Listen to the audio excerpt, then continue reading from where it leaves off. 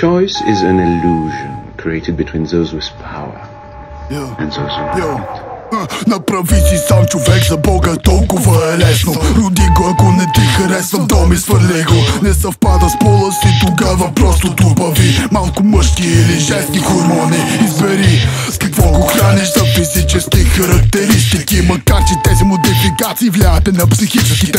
Покръсти го християнски или усъкати ритуално. Има и други опции, не го приемай буквално. Период на израстване го пази, ако искаш, разбира се. Какво прави, какво яде, къде и кога намира се. Да, вече сам развива се и изясняват се черти. Ако нещо не ти допада, спокойно модифицира се. Хирургически скалпали, разрези, тук там е 30-40. Метафорично, разбира се, но има ги същите ефекти и в аспект психологически. Плати на някоя институция и мисълта му вече друга е. Съпознай го с всички заблуждаващи човешки играчки, да гледа другите и той като тях да прави. Защо да открива духа си, едва ли е длъжен на вселената.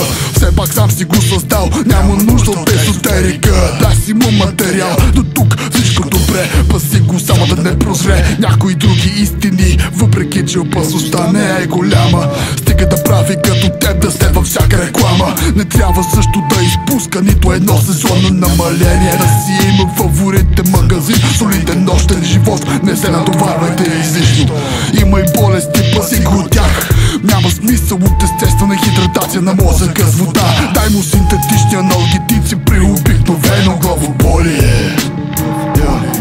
Препоръчително е да си има и известна личност, любима, задължително осигурен телевизор и без съмнение в медии. Надявам се, направи си сам, ти е било от полза. Съвети и примери за направата на човек в неумерена доза. Колко механичен и неразумен е станал човекът. Никога не е било по-лесно да си направиш сам човек. Иронични метафори.